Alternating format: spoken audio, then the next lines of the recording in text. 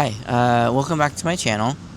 And in this video, I was going to talk to you a little bit about how I prepare for. Ooh, it's windy. A little bit how I prepare and preparing for therapy sessions. I am in therapy. I have mental health issues, like a lot of people. A lot of people have mental health issues, but I just want to talk about my preparation process and stuff for therapy sessions. Um, so there's many things I prepare for therapy, do for therapy before, during, and after therapy sessions.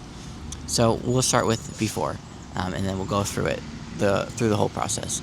So before therapy session, I keep a journal, and I have a page in my journal for each therapy session, and I keep this my page in my journal. So my therapy sessions are every other week. So for 2 weeks, I have this page in my journal for things I want to talk about with my therapist. So things that come up, things that happen, things that I'm thinking about. I'm like, oh, I want to talk about that with my therapist. So I'll write it down. And during my therapy session, I'll bring out my notebook and I'll go through the list and we'll talk about those things. That's one thing. And I keep this journal with me like almost 24/7. Like everywhere I go, I have a bag with me that I put my journal in. Everywhere I go, I keep this journal with me. That's one thing I do to to prepare for therapy sessions. Another thing is I arrive maybe 15 to 20 minutes early for my therapy sessions, and I sit in my car. And what I do is some exercises. I do some breathing exercises like square breathing. I do box breathing, and then I do some muscle relaxation.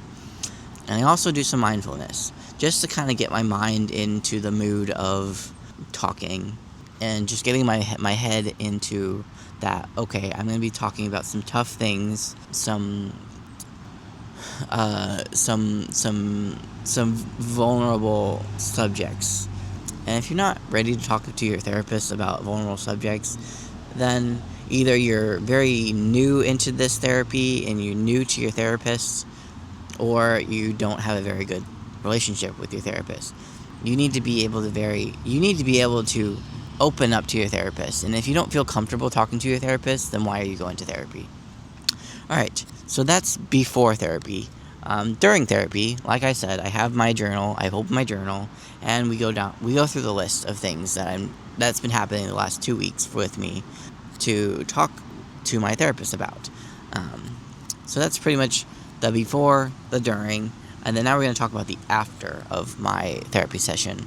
So after my therapy session, I usually go to a park like this, which is what I'm doing currently, is the after therapy session, and I sit and I reflect on my therapy session. What I do is I I write in my journal about how I'm feeling, about how that session went, the before the session, the during the session, and the after the session feelings. I write about what we talked about, my feelings about what we talked about. Again, the before, the during, and the after feelings of talking to my therapist. If there's anything that I forgot to talk about with my therapist, I'll write it in the reflection to be able to talk about next time.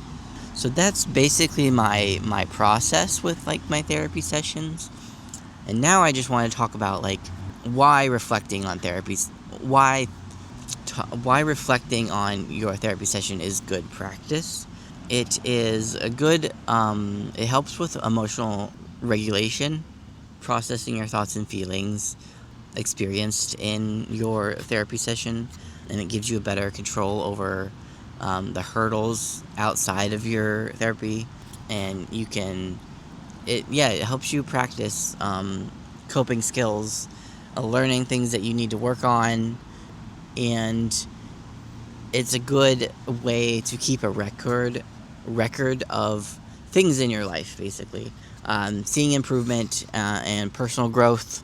It also is a boost of self-esteem and self-confidence as well.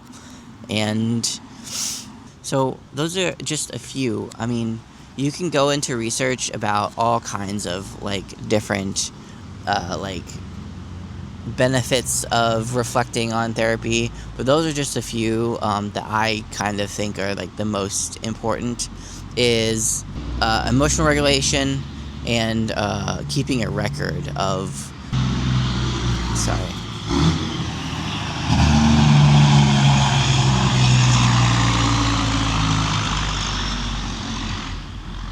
Okay. I'm like sitting at a. Jeez Christ. I'm sitting in a park, so there's like a road right here, so you're hearing all the cars. But it's a good way to keeping a record of thoughts and feelings and everything like that, and a good boost to self-esteem and self-confidence. So,